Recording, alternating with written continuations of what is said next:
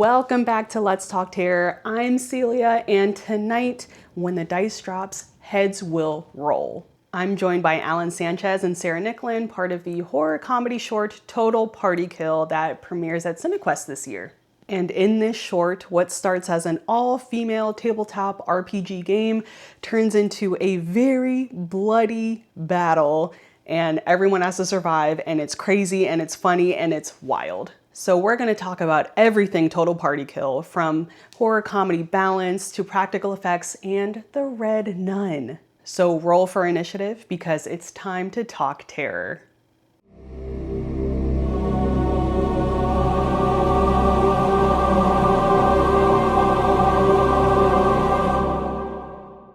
All right, guys. Hello. Welcome, Alan and Sarah. I'm so happy to talk to you guys. I'm very excited for this.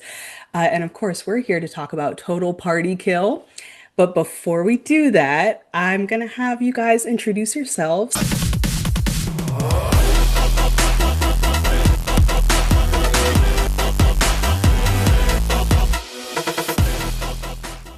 Start with Alan. So what I need, Alan, is I need your name, which I just gave, but you can give it again. I need your name, your role in making Total Party Kill, and what class you would be in a tabletop game. Okay, yeah. Plot twist, my name is indeed Alan. My name's Alan Sanchez. I am the co-writer, one of the producers, and the director for Total Party Kill. And the class I would probably be, oh man, I'm so goofy. I'd probably be a bard. Honestly, I I would be a love bard. it. I could see you as a bard. Yeah, Yeah. I'm known for doing dark stuff and goofy stuff, but I'm like, my personality is the opposite, so I'm like, I would probably mess around, just troll around. And Sarah? Hi, I'm Sarah Nicklin. I play Tracy in Total Party Kill. And I, so my character is a monk, but I think I would probably be a druid. Okay. Any reason why? Um, I'm very, I like nature a Yeah. lot. Like,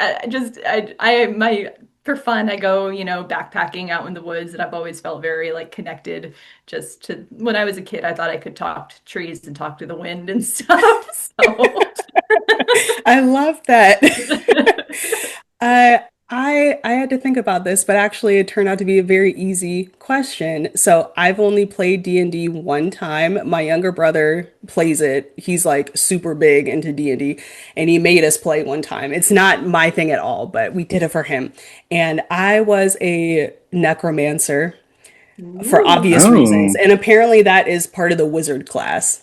And that's all I know. I just like dead things, I guess. So yeah, yeah. Yeah. Summoning the dead, dude. Just summoning yes. the dead. Yes. Right. And I think I threw in like pumpkins in there somehow. I don't remember if I brought that back too, or I don't know. But either way, necromancer.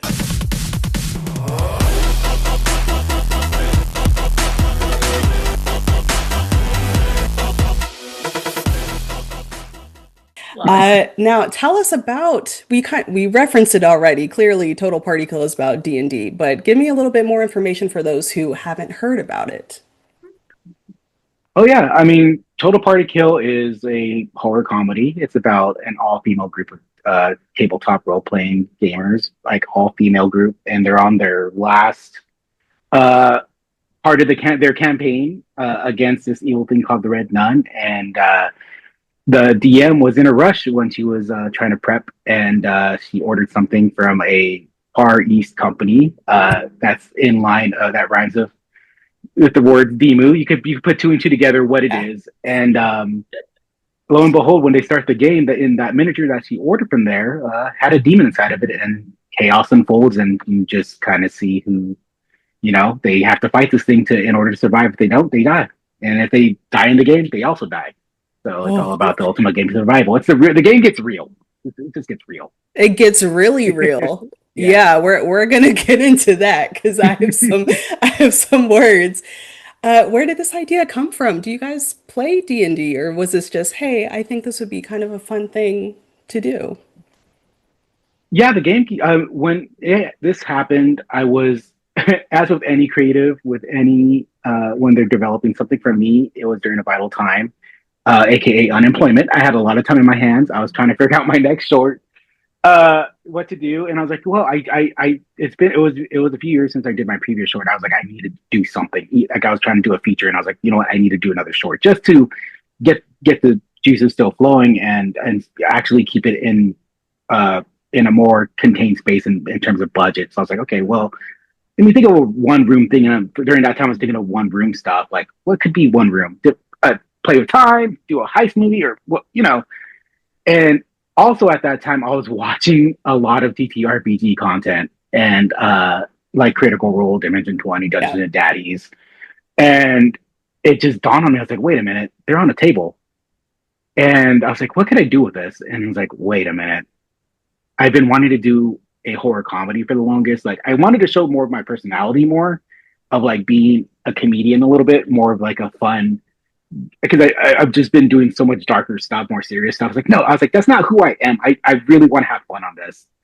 And so I was like, yeah, let's just go bonkers and just go crazy. And I kind of hit the ground running. I kind of pitched it to Christine, who's the co-producer, and he plays Chloe. And I brought it up with Fina, who's also the other producer on this project. And I was like, okay, you guys are in. I'm going to be developing this around this and just go there. And they're like, yeah, go ahead, have fun. And I just hit the ground running. Just that's where it was my aha moment. It's just going there, and then from there, I'm an absolute noob when it comes to D&D.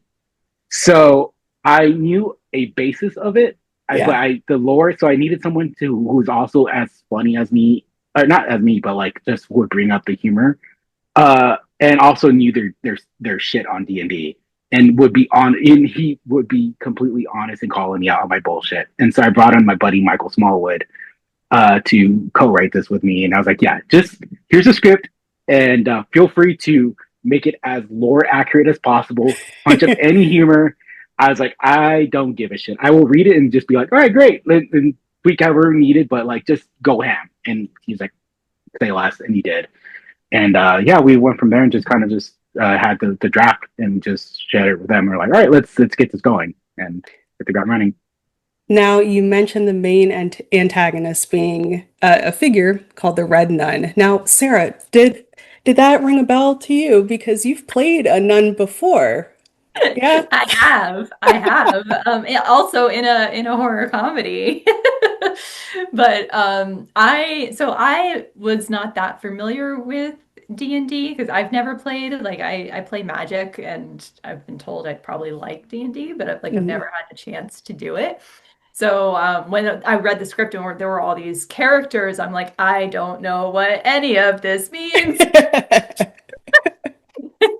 So I had to definitely, yeah, do some research into that and understand like a lot of the traits of the characters, traits of like what the nun would be, would have, all that sort of thing.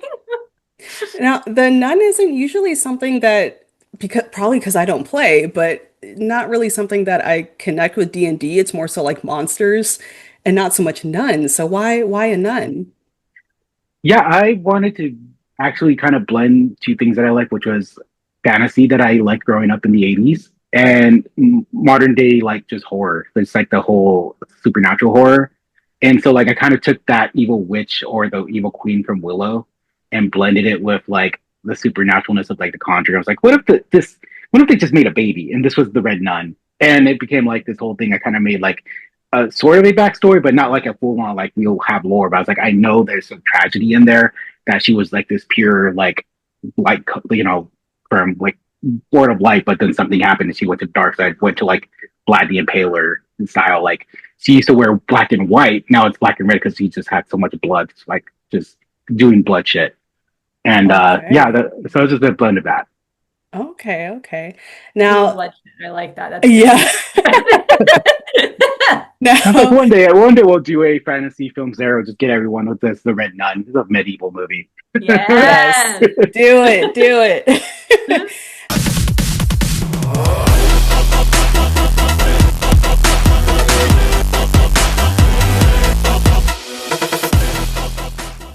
Now, the teaser line is when the dice drops, heads will roll. And that kind of alludes to this being both horror and comedy, as you've said. How do you like balance those two? Because I thought it was very like even. The first half was like, oh, this is so funny. I love this. And then the second half, I was like, oh my God, like there's blood everywhere. Yeah, I mean, that was one of the things that like I really wanted to tread lightly was making sure we had the right balance without it being like too winky to the audience. Like I that's the one thing that's the hardest thing to do with those type of movies is like there is a sway every single time you go either Yes. directions. And you have to like balance it right. And even when we were cutting the film, like the original cut was like 19 minutes. And so we had to figure out like, okay, where do we take away, move jokes or tweak jokes or move stuff around to like make it more frenetic or like have the right choices to do the character beats. And to me, like my biggest influence is Wes Craven, and he's like the best at balancing the horror comedy. And it's not because of like the story or anything; it's the characters, and he makes you care about the characters. Like they don't really wink at the camera at all. Like they are playing it so serious, and I think that's what makes it funnier. It's like they're reacting to it, and it's more honest.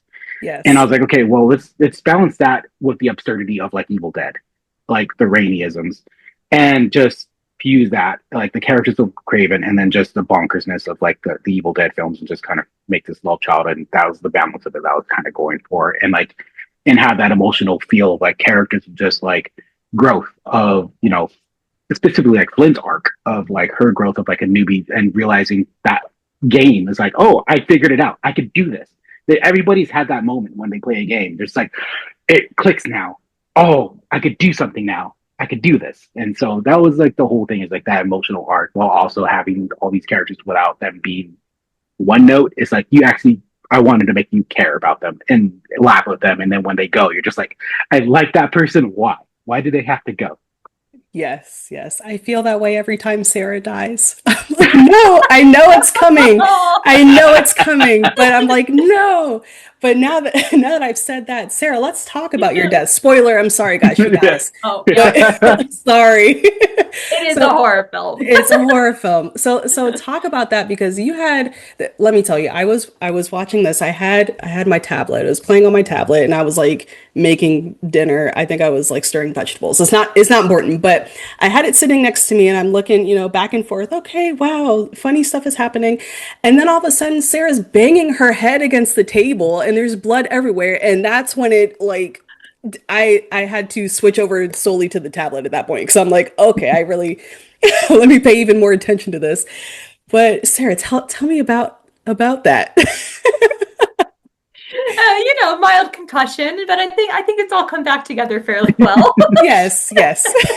Um, Like how does that work? I've always wondered this when it's kind of a trend now with people banging their head into tables. Like how do you like speed it up at all or is that like you're really not really hitting your head, but how does that work? So for a lot of this, we actually so the table was very solid and very thick, like very thick, solid stone table. And so when I get up and then I back away and then hit my head. And so when we actually did the me hitting my head part, I was far enough away from the table especially because there was all sorts of blood and Yeah. stuff, and we had plastic down to catch it. The table is miles away from me, nowhere near it.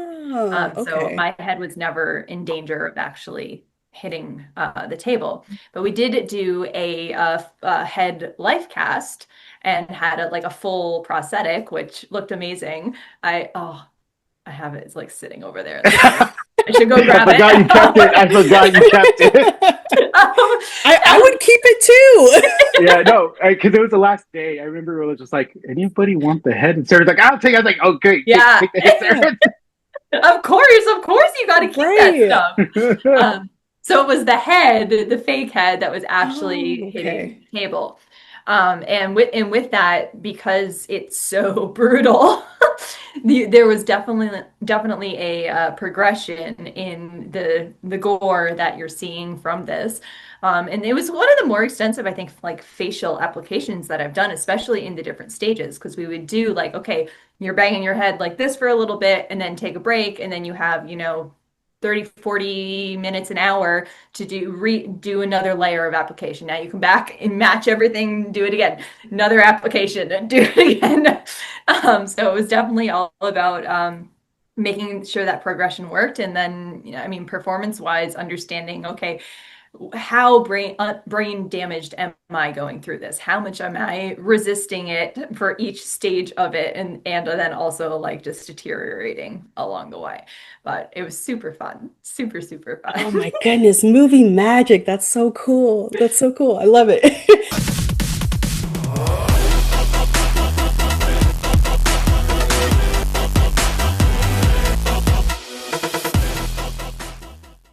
Alan, tell us more about these practical effects. I love that it's practical. I have nothing against CG, but practical is there's something special about it. So tell us more Yeah, about the effects that we see.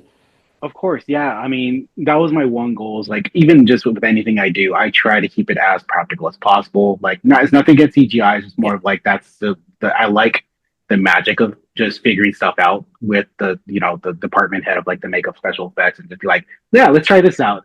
But also downside, it's really terrifying because especially if you're indie, you have like one chance. So Yeah. if you mess up, you're like, it's terrifying. But like, yeah, with when we were trying to pitch stuff, like when I was writing, I was like, I knew we needed to establish something hard and go hard. And that was like Sarah's establishing death. And I was like, all right, so that's the starting point. We need to get like a mountain, get worse every single time. And we reach the pinnacle at the end. And so like, yeah, we started with the head bashing with the levels and then, with the chest combustion and then of course the biggest one, which is the head scalping scene, and with the hand being possessed. But yeah, like it was just more of like talking with Kenny and Brittany. Originally Kenny was the head, and then he was starting to build all the pieces with everyone, and then he had a call from a bigger project to do reshoots that he was already in, so he's already contracted to oblige. So Brittany took over as the head, and she built the rest of like what was needed for the pieces. And yeah, we kind of just purely focused on like simplicity at best to make it best for everyone. Like, oh yeah, with Sarah it was like 3 levels. Like, oh yeah, level 1 is like just blood out of the mouth. Level 2, her eyes a little bit more closed. Level 3, her just head is just ripped and she's just gone. And then like with like the other with the chest the combustion scene, like popping the chest pop, it was literally just a little piece with like Christine's like jacket over it, and we have like somebody's hand just like, yeah, push your finger up. Uh, uh. All right, we'll do it backwards. Like we'll like do a reverse shot. It just would pop up, and like even then, but we were trying to figure out how to do it, and some of it didn't look. And we were like, all right, let's just see if we could do something like where I could do it in reverse and like it'll look better. And like, it did. I was like, great, like, that's a great one. And then the scariest one was the head scalping scene, which Yeah. was like, and I know like there was so much pressure on that one because like once the blood pops, it stays, and and um and if something goes wrong, like we have to reset, and that would take hours, Yeah. like and so I remember when we were about to shoot it, because originally her other hand, or its finest character, Laura, it gets her hand possessed, and she does a fight with her hand, she loses and scalps her head. And originally her other hand was supposed to get possessed. It was supposed to grab the scalp and rip as she's Ooh. tearing. But while we were about to shoot it, I was like, and looking at the time, and like we only had one day to do all the special effects, which is also terrifying. We had one day to do everything. Oh my And so, gosh. yeah. And luckily it worked out. It worked out just fine. But Yeah. when we were doing that, I was like, you know what? It don't like we were literally like 2 minutes from shooting. And I kind of caught an audible at the last second. Like we were still going to keep the same actions of like what leading up to the fight in this shot. But I was like, guys, we're going to scrap the second hand and just readjust the action of her just like throwing the knife and just scrapping the scalp and ripping it, just so it could save time and have at least still the effectiveness of it. And even at that point, like I know like everybody was just shitting bricks. It was like right before we got to that take, and it was just like, all right, here we go. And go. And yeah, literally we just kept it at a Y just to make sure we got everything. And then from there we went into the inserts of like her already bloodied and just like made sure like it got super detailed with the blood like splattering out. It just went from there. But yeah, it was terrifying to do it in one day. Like I wish we had two, but indie film, small budget, Yeah. and we made it work with 1 day of special effects shooting. So And it worked out really well. It was very realistic. I loved it. It looked good. You guys did a great job. it's all thanks to all the actresses and Kenny and Brittany. And, like, they all made it look real, made it feel real, and all I had to do was edit together and make it look nice. That's all. Just Well, it's adding also special how effects. it's shot too. Like Yeah. how it's shot is super important. Getting, like you said, all those like close-ups and inserts to make it like work. Like that's, a big, big part of why that special effects stuff works. Lots and lots of prep. on Yes. all our, on the whole team's end. So all that sounds like pretty nerve-wracking to do as a filmmaker. Tell me about your favorite scenes to film. It was on this one. It was on Total Party Kill. Like, I literally loved just riffing with everyone and just going, like, just watching everyone interact. Like even when we were on set, just when we did like the simple table read and just seeing everyone, like, that was the one thing I really liked. Like, was just the key thing was, since it's an ensemble piece and that can make or break our film. So when we got onto the table read and saw how everyone gelled and flowed, I was like, okay, that's amazing. So when we were actually on set and just doing the simple dialogue scenes and just seeing everyone's characters react to things and just finding things, I'm just like, instead of just doing pickups, let's just get this whole shot so I can get people's reactions to being like, I saw that little, even like when Sarah, like, she was this overly cocky, she plays an overly cocky player. And I was like, this is keep her reaction just so I could get insights of just be her be like, she has some catty looks to Flynn. And sometimes I was like, just keep it there, just in case I need it. But, but yeah, no, just those dialogues, even like, it's always that, like, just feeling the characters. I think that's what I like, just seeing there, or just getting the emotional parts in there. I really like blending that with horror, so it's just like cool to see instead of just being like, oh yeah, it's just do this gory part for no reason. I was like, no, let's just. I think that's the core part, like building, is like having all the actors work on that, and then doing these dialogue scenes is it's key, and I think that's the fun part for me, is like kind of riffing and try to build the improv, I guess, sometimes too.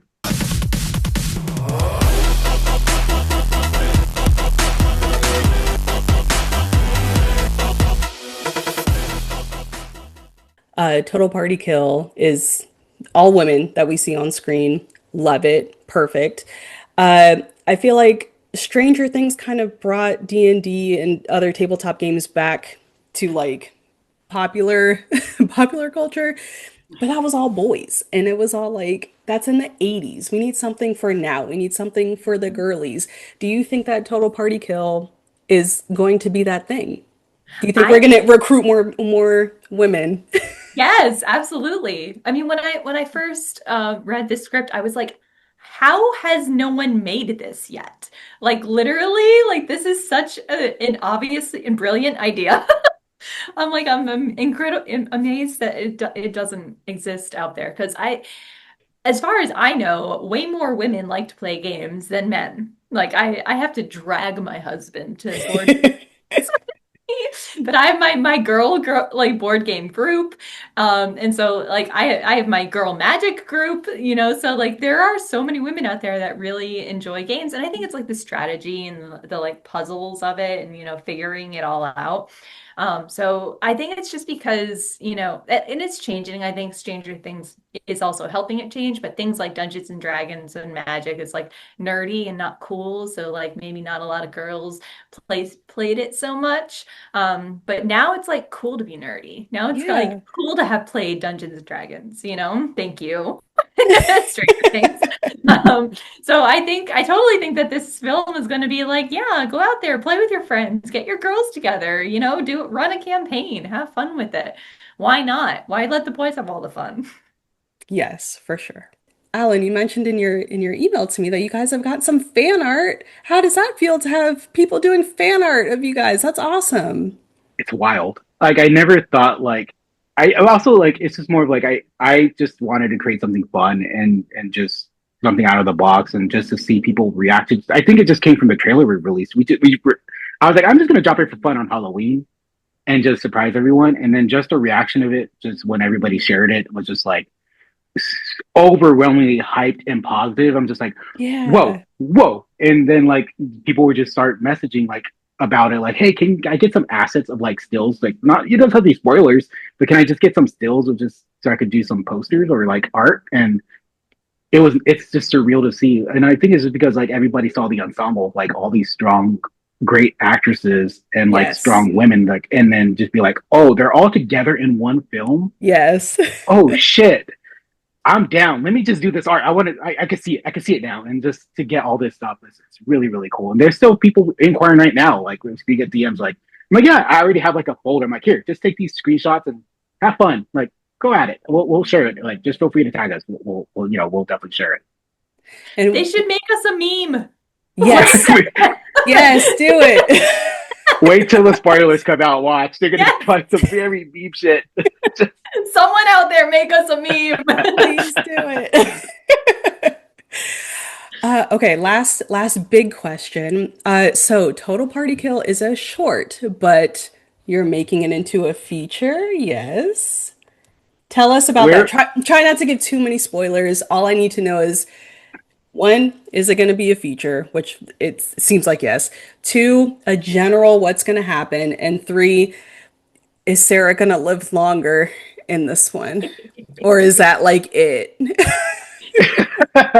well, first question, yes, we're working on a feature right now. We're in the middle of it. I'm finding time in between this festival run to like write, and it's a little bit tough right now because I'm so busy. But I'm like trying to Yeah. find like times to like write a basic outline. But we did have our first writers room meeting about a month ago with me and Michael and our new writer that's on our team. I can say it now. With Elise, who plays Deanna, has jumped on to our writing team. Awesome. Uh, yeah, so she's also going in on it because she also plays D&D.